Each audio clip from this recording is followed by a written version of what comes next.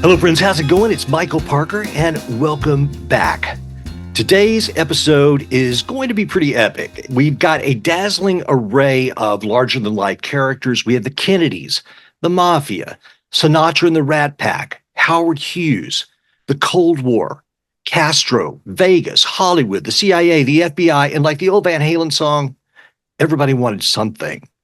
Our guest today is Thomas Maier. He is an award-winning author, a journalist, and television producer. His book, Masters of Sex, was the basis for the Emmy-winning Showtime drama that ran for 4 seasons, and now he has another docuseries based on his book, Mafia Spies, the inside story of the CIA, gangsters, JFK, and Castro.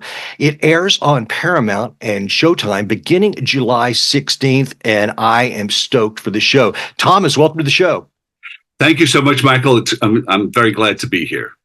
Thomas, one time in one of my interviews years ago, and I probably was exaggerating, but I said that, in my opinion, the 60s might be the most talked about or written about decade ever. And maybe that's exaggeration, but my Lord, the 60s, a voluminous amount of content has been written about the 60s, and there should be. I think so, because I think there was a cultural turning point for the United States that happened there. Also, it was driven by the fact that there was a large baby boom that happened right after World War II. So a lot of those folks were becoming adults in the 1960s. And so I think that was also a big part of it.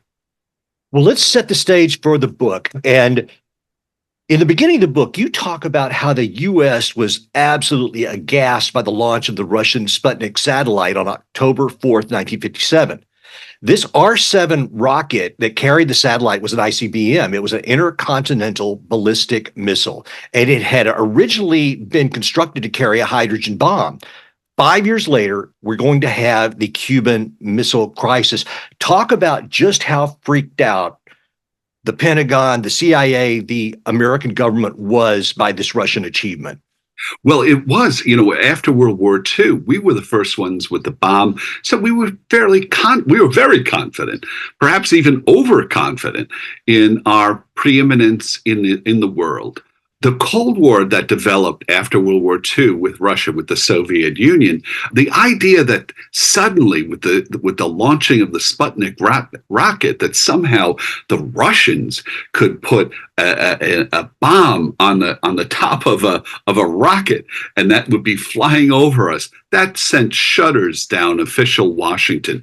But it also opened the door for another satellite, if you will, a Russian satellite in the form of the Cuban government of Fidel Castro. That when Castro came to power, when he overthrew the dictator Batista, it was thought that Castro might be a reformer, that he might be even pro-American.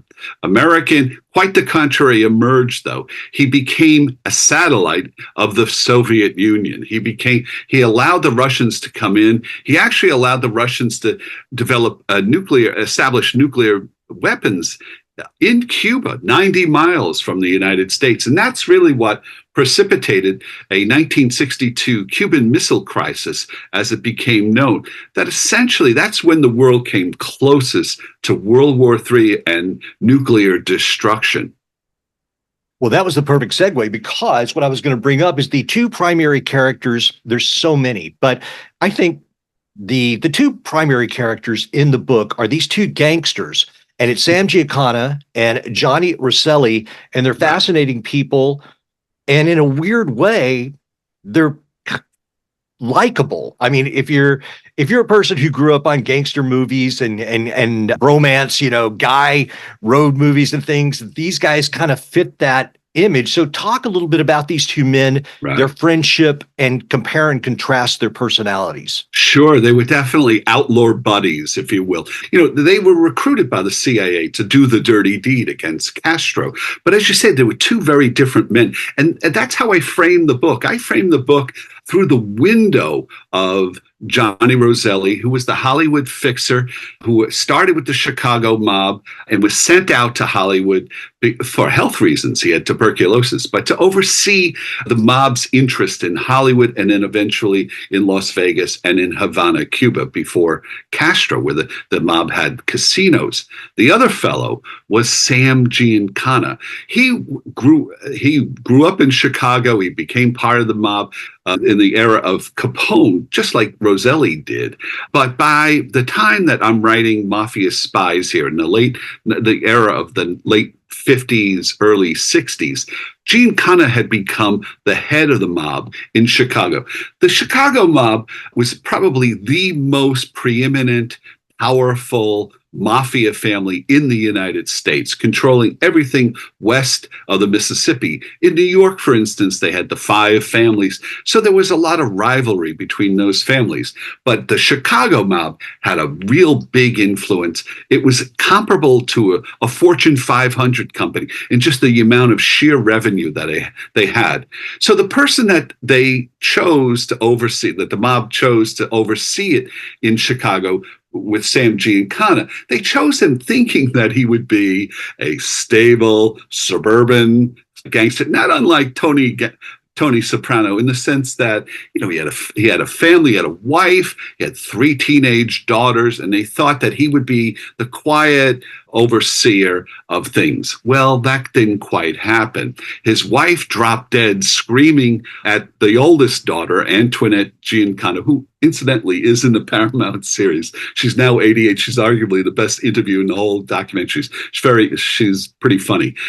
Her mother literally dropped dead screaming at her, and it left her father, Sam Giancana, now as a mobster bachelor with three teenage daughters. Almost sounds like a sitcom itself. Mm-hmm. And he winds up floating over to Las Vegas more and more so with his friend Johnny Roselli. Now, Roselli is a very different man. His nickname was Handsome Johnny. He was a bad boy. He was the type of guy who was very handsome, as I said, who appealed. He was working with a lot of studio heads as the mob's guy, as a Hollywood fixer, if you will. But he also interacted with a lot of actresses. So he actually lived in a place called the Garden of Allah, which was this like condo place in Los Angeles where you had a lot of young actors and actresses. And Johnny dated Anna Turner. He dated, amazingly, Donna Reed from It's a Wonderful Life. He dated, apparently, Marilyn Monroe. He also dated a woman named Judy Campbell, who was later known as Judith Exner when she became known about her involvement in all of this. But during that time period in the late 50s, early 60s, it was Judy Campbell. And she was introduced by Johnny to Frank Sinatra. So she has an affair with Johnny, then she has an affair with Frank Sinatra.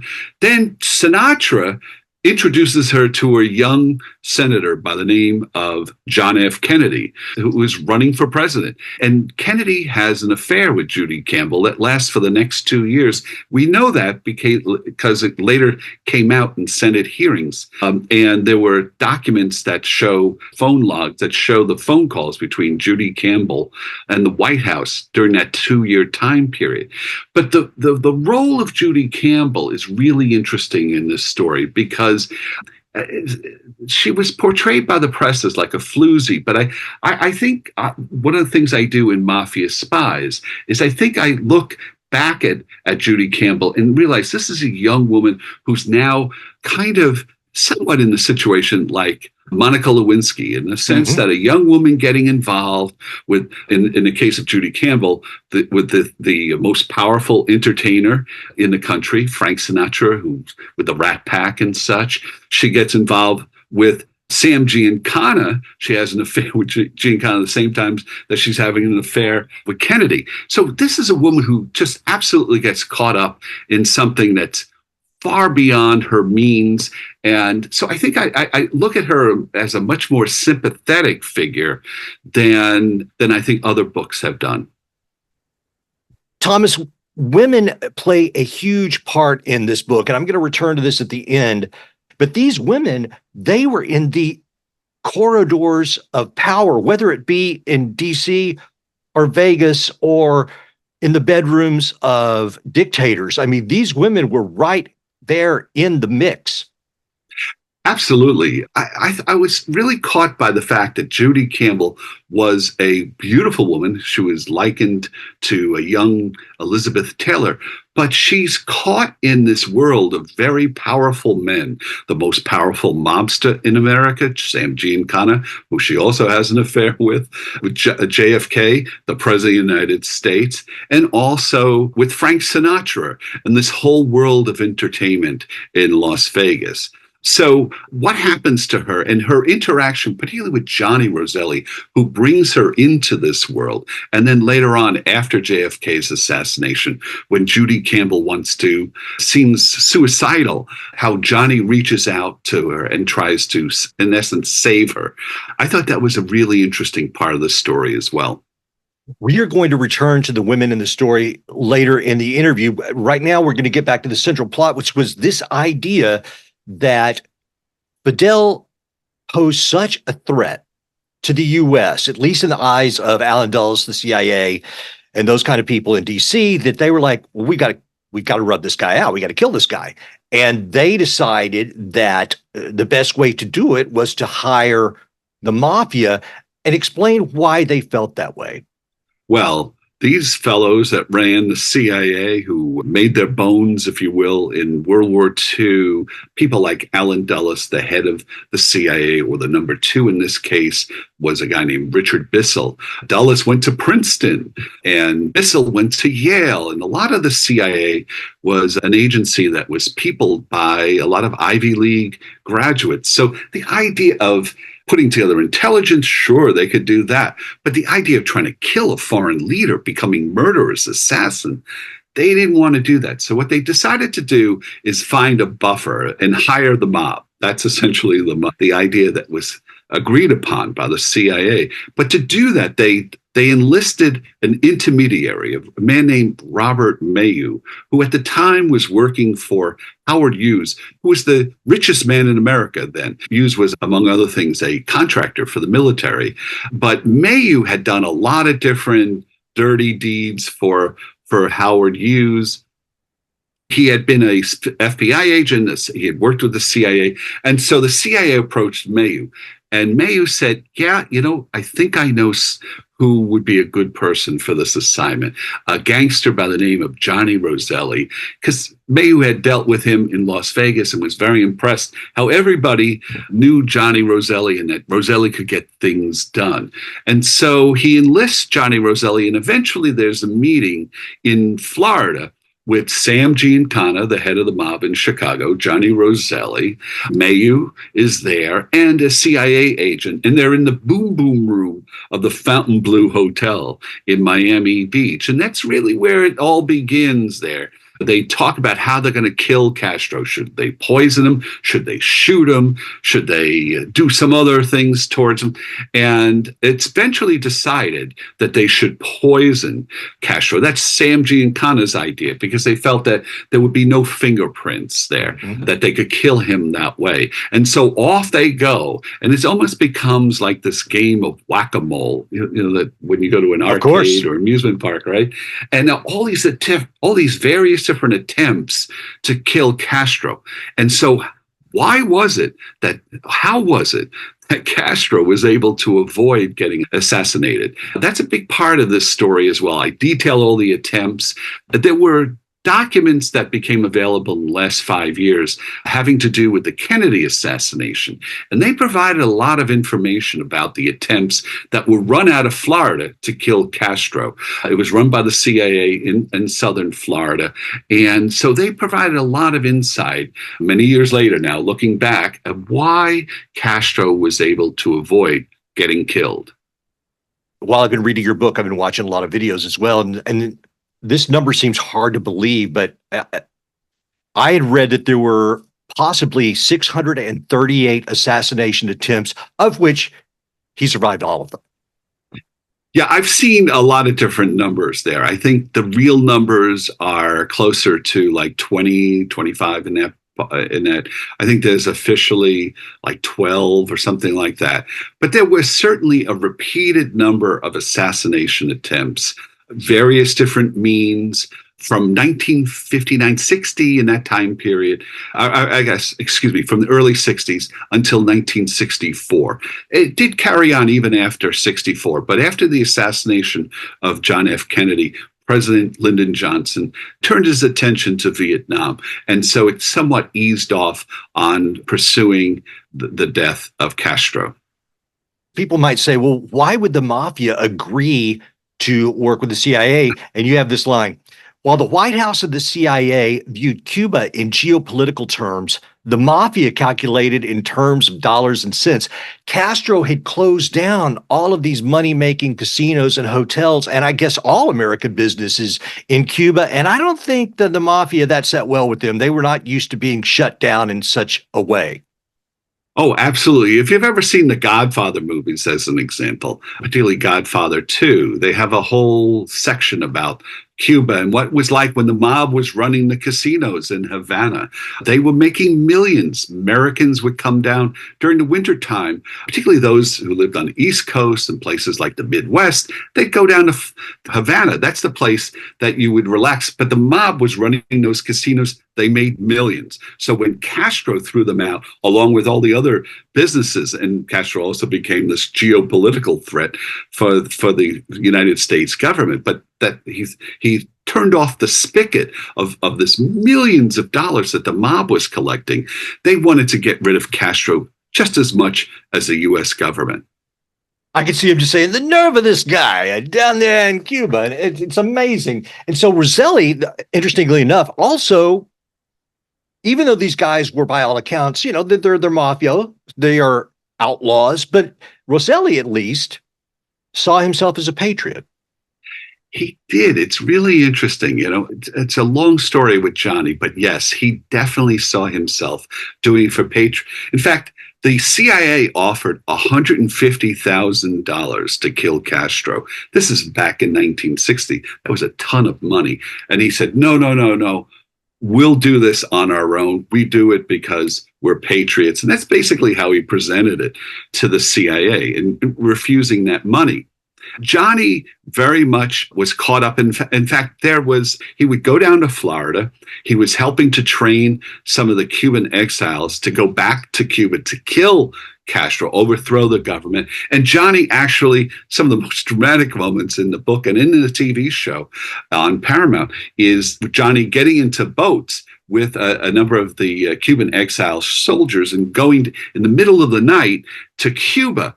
And there's one particular scene where they're waiting for them. Somehow Castro's security forces know where they're going to be arriving. And suddenly they go after Johnny and some of the others in the boats. And actually Johnny's boat gets destroyed through gunfire, and he has to jump out of his boat and flee in another boat.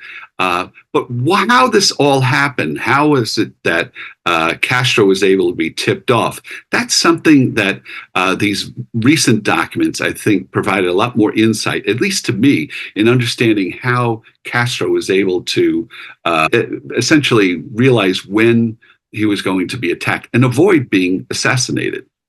That's one of the things that interests me as well, because here's this man who's the dictator of this small island versus the United States government with all of the tools and intelligence at our disposal. And yet he beat us and over. And he had created, as you detail in the book, he created a really sophisticated intelligence group of his own, or a group of people who protected him. But he did that with the help of the Russians.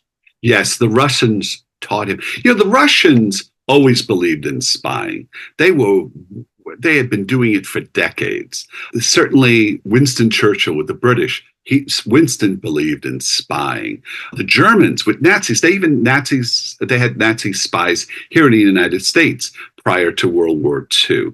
So we were fairly late, though, the United States were late to the whole intelligence game. We didn't have an intelligence agency until it was formed during World War II. And after the war, we broke it up. And it wasn't until a few years later, with the emergence of the Cold War, that President Truman decided to create the CIA. I believe that was in 1947. You're And so right. for many years we believed that gentlemen don't read other gentlemen's mail. That was a famous phrase by a previous foreign policy official for the United States. And we were involved in this, but eventually we went from intelligence gathering to covert operations. And the most extreme example of covert operations was to kill a foreign leader. And that's exactly what happened here with Castro. We're talking about the first known time that the United States got into the assassination business. And that's something that we still debate about today. And when we think about war, and war is as old as we are in some respects, and you talk about these terms like compromat and honey traps and these things, which, as I'm reading it, and a guy who's like steeped in conspiracy lore and all this weirdness, I'm thinking, well, wait a minute, that should go back a long, long time. And yet you talk about how the U.S. ostensibly was not taking part in this until the rise of the CIA, which for me was hard to believe, but okay. Well, and even then, the CIA was not really Right. involved with compromat as the way the Russians would be.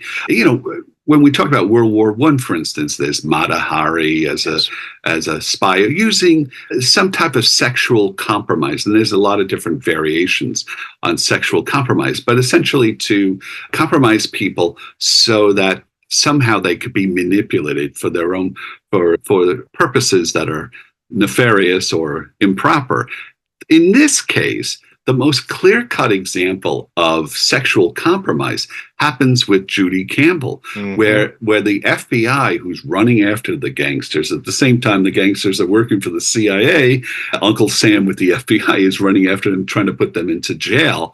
And it's with Judy Campbell who's involved with them. When the FBI finds out about her affair with a gangster, Sam Giancana, and the President of the United States, essentially at the same time, that the head of the FBI, J. Edgar Hoover, realizes that this is, in his own way, compromising material. So he has one on the President of the United States. And that also becomes a factor in this whole drama. And again, the dalliance that all of these men have with these women, it might remind some of like, wow, that's a little bit like James Bond-esque. And in fact, both Dulles and JFK seem to have this James Bond kind of fixation. And Dulles, absolutely. I mean, Dulles wanted to keep his job, right? So he's like, okay, Right. So JFK, he's courting them. One of the things that was really eye-opening to me was this dinner that JFK is going to host, I guess, and he invites Ian Fleming, the Right, author sure. of the Bond books, to the dinner. And Dulles, head of the CIA, is supposed to attend, but he can't. And at one point, JFK asks Ian Fleming, well, if you were going to get rid of Castro, how would you do it? His first answer is ridicule. But then he goes on to say something, and ladies and gentlemen, it blew my mind. Apparently, you relate in the book that Fleming tells JFK, you know what you should do, or you could do, you could fly a bunch of planes or fly a giant cross over Cuba as a type of warning or fake second coming for the Catholics of Cuba as a sign against their atheist leader.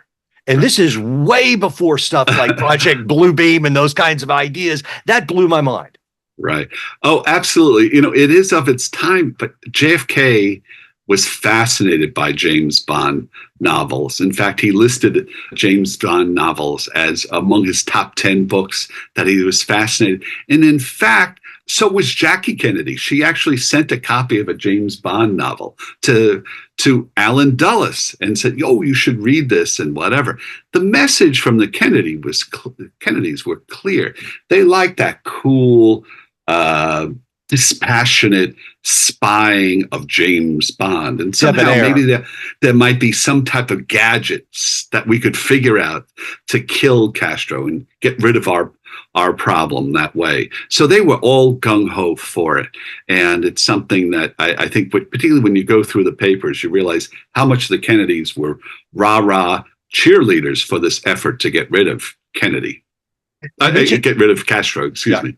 You mentioned the gadgets, and this is another thing that somehow I've missed this in the past. So the person that they are going to have create these gadgets and these potions and these pills and these poisons is the infamous Dr. Sidney Gottlieb of MK Ultra fame, or infamy. Right. Oh, absolutely. They had a whole unit, as you say, in the CIA that was devoted to, in some cases, the use of LSD, but other gadgets that were, particularly in this case, trying to come up with gadgets that were in James Bond movies. And people would say, well, maybe we could come up with something like that in real life and use that. So there was, for instance, there was an attempt to put an explosive device in a seashell and somehow plant that in the area where Fidel Castro would go scuba diving, as an example, or poison pills. I know that the CIA also talked about like a mob rub out type of thing with machine guns or whatever. Right. It was Sam Giancana, when that first was broached, said, no, let's try poisons, because with poisons, you can't really directly trace. If you have a rub out, if you have a direct assassination with guns, people are going to get caught and they'll be traceable and such. So they had tried a number of attempts to poison Castro, but he somehow evaded that as well. The poison idea, I mean, that's actually a very realistic and stable approach. And to Giancana's credit, he saw that. In the book, you speak about a young woman, and I watched an interview with her as well. And she was a former lover of Fidel. And the really disturbing thing happens to her. She becomes pregnant with Fidel's child. And then someone, and I'm unclear about this, so maybe you can fill me in, but we're not sure if it's Fidel's people or the CIA trying to create a situation, but she undergoes a forced abortion, and then the CIA takes her under their wing, and they want her to kill Fidel with some of these poison pills. Yeah, it's really quite a wild story. She does say that she was somehow doped up and she loses her pregnancy, the fetus there. But the idea that she's then essentially used for compromise, as we were talking about, as some type of sexual compromise.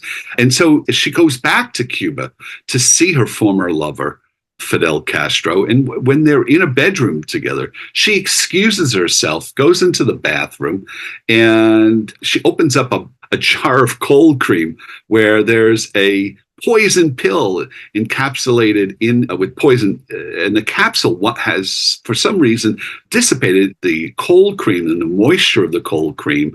The capsule disintegrates, and so she can't use that. And she comes back into the bedroom, and Fidel Castro has anticipated that she's looking to kill him. And he actually says, here's a gun. Go ahead. If you're going to use it, go ahead, take the gun and kill me.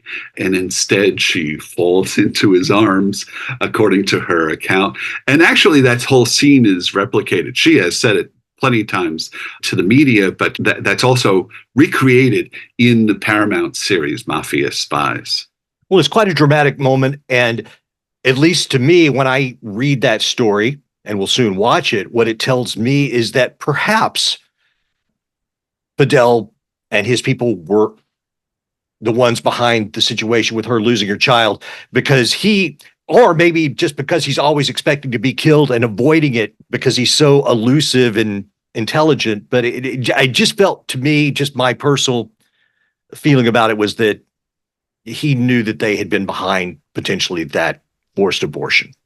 Yeah, well, it's amazing with Castro, what he was like. I think in Mafia Spies, you do get a sense of what Castro is like. But imagine knowing that you're always going to be the target there. And it kind of leads to a public declaration by Castro shortly before John F. Kennedy is killed, in which he says publicly, I know you're trying to kill me. And he said, essentially, two can play the game at once. He said that publicly. He said that in interviews just before JFK's assassination. And then when JFK is assassinated, however, the aspect of the CIA plot to kill Castro really is not considered at all by the Warren Commission, partly because on the Warren Commission is the man who launched that plan, Allen Dulles, the former CIA head who had been fired by the Kennedys after the Bay of Pigs fiasco. And so for Allen Dulles on that Warren Commission essentially steers the commission away from looking at the CIA plot to kill Castro. So if there was any type of evidence of any type of conspiracy beyond the fact that Lee Harvey Oswald clearly was the assassin of JFK, but if there was any type of Cuban connection involved in this or mafia connection, we really didn't explore it with the Warren Commission because of Allen Dulles's steering the commission away from that subject. He's protecting his personal legacy and the legacy of the CIA. It was considered a top secret that had to be protected. In fact, it was Bobby Kennedy who was very actively involved in all of this effort down in Florida run by the CIA.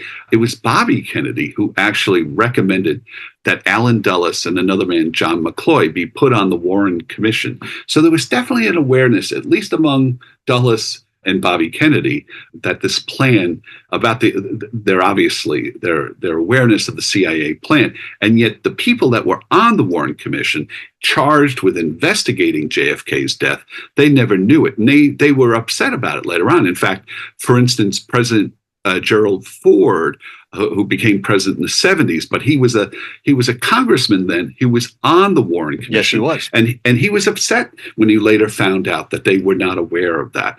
So it's a very complicated story, but one of the reasons why I center on the two gangsters is because they seem to, between the two of them, they touch on so many aspects of this very complicated story. And so it kind of pulls it all together in a way that makes it an adventure story, if you will, but it also a story of their friendship as well.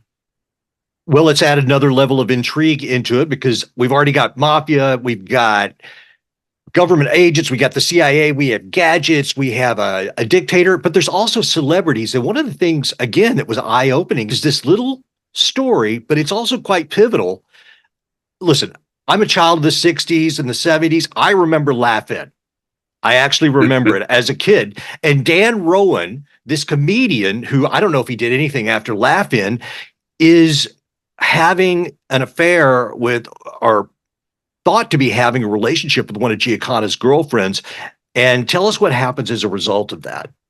It's an incredible situation, but what happens is Giancana is down in Florida with Johnny Roselli, with the Cuban exiles and the CIA, preparing to try to kill Castro, when somehow Sam finds out that his then girlfriend, Phyllis McGuire, who was part of a very well-known singing act, the McGuire sisters. They were on television, they were on very well-known. And Phyllis was a big part of that act, that somehow she had met Sam Giancana. Giancana saw her as almost like perhaps the replacement for his wife who had dropped dead from a heart attack. And so he loved and adored Phyllis McGuire, and the fact that the rumor was that she was somehow being courted by Dan Rowan in Las Vegas.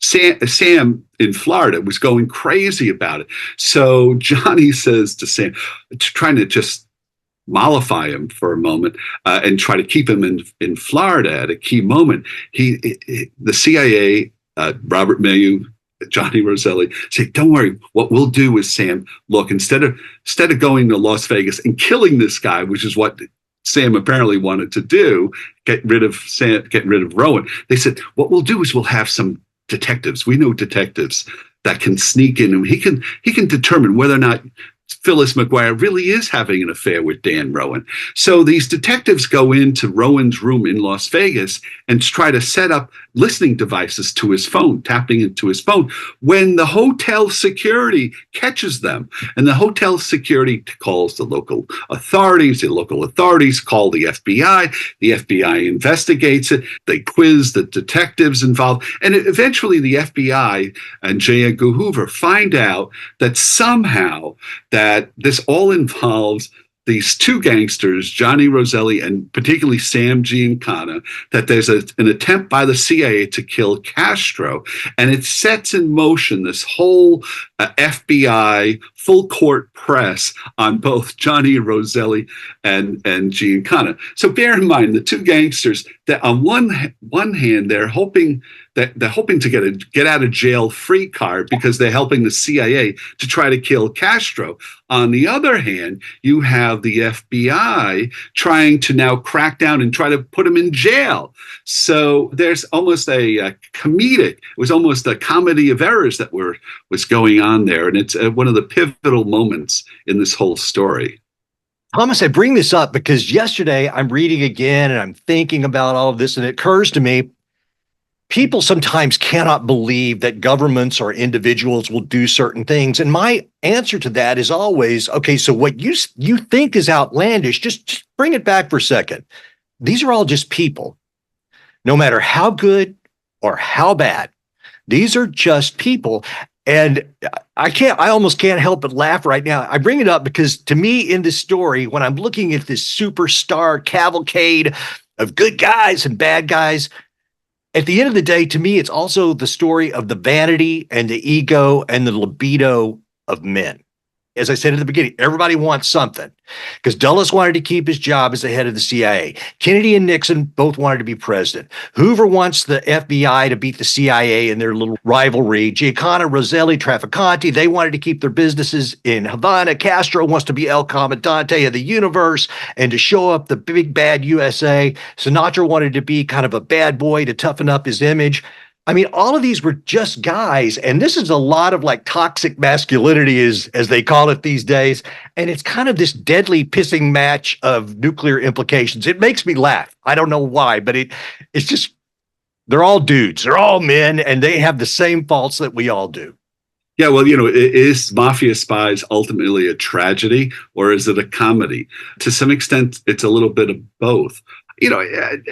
Clearly this is a time period when white men ruled the world. Yep. Fundamentally. And, other people would have been any different. I'm not sure it would have been. There's variations on behavior, but ultimately it is the vanity, it's the pride, it's the ego of various different folks. And I think overall the takeaway is why it is important to have a well-functioning intelligence agency, because that can help keep the peace. And that's something though that and also to defend us in times of war. But it's also something that we have to constantly keep our eye on. Mm-hmm. And so that's really the takeaway for me. Yeah, and I struggle with the CIA and especially the FBI. I struggle with the power that these two agencies now have. And I laugh when I think about this particular situation, but I'm very concerned in the last couple of decades. And I think that your show, I think it's going to be a hit because once you take all of these various characters and these concepts, these are all things that have as much relevance, perhaps more now than they even did at the time. And it's funny because when I think of Howard Hughes, some ways, Elon Musk is the Howard Hughes of this period, and these various characters, these archetypal men, and these archetypal organizations and what they represent continue on. And in some cases, they just gain even more power and influence. Well, exactly. I think with Mafia Spies, I think it is a lesson in all the vanity of people's egos, but it's also a sobering reminder for us to keep a look at agencies like the FBI and the CIA. But I should also say that both agencies really professionalized themselves much more so after some of these experiences. So, the old phrase, sometimes the bad experiences are the best teachers. And I think that was the case in this particular example, that the CIA definitely became more professional. Certainly the FBI after J. Edgar Hoover, it became much more professional. So it's really incumbent upon us these days to place our trust in the FBI and the CIA, but to make sure that it is appropriately looked at, that there's an appropriate level of oversight with all of these agencies, and that they're not used for political purposes. And that's really the takeaway from Mafia Spies as well. Getting back to the kind of maleness of all this is just how reckless these men could be, that some of these women that they were with are sleeping with several different components of this spider web of intrigue. Again, we're all humans, and even the greatest minds can sometimes just have very human faults. Well, I have to admit that I'm somewhat sympathetic to Yes. Judy Campbell in the sense that For she's sure. a young woman who's kind of swept up in this very dark and deep well of power with these very powerful men, top mobster, top politician, top entertainer. I was also, I have to say, I was intrigued with the impact of Sam Giancana on Frank Sinatra. In fact, in a way, Johnny Roselli and Sam Giancana were almost the mirror reflection of the friendship between Dean Martin and Frank Sinatra. In fact, Sinatra very much seemed to be influenced by Giancana. Certainly you see it in both their FBI files. There's plenty of references to their interaction. But I was also, as a person who feels that Sinatra was a great artist, one of the great singers of the 20th century. And when you look at the history of Sinatra, and in fact, the show on Paramount, we have a well-known biographer of Sinatra who talks about some of this. But Sinatra seemed to go from the sweet-sounding young man with the bow tie in the war years. By the 1950s, as he's involved with Giancana, he becomes kind of a gangster, the Rat Pack. Yeah. This whole type of, in fact, even today's gangster music and such, Absolutely. they look at the Rat Pack as almost like the predecessor, the ideal. And Sinatra, you can see it even in the way he dressed and everything, with the hats and everything. It's the same. He looks identical to Sam Giancana. And there's some pretty funny moments in Mafia Spies that are explained in that regard. So I thought that was something that I didn't know before, and I kind of played with it in the book. Well, you read my mind, because I was considering bringing that up, and we're going to return to this. And I just want to add on to your previous comment. I don't want to by any means have people think that I'm blaming the women at all. Campbell in particular, I mean, she was way above her head. She was just a beautiful woman who these very powerful men found attractive. And yes, I agree with you. She got swept up. I think most of these women were swept up, and you can't really blame them. To me, it's all on the men, as it usually is.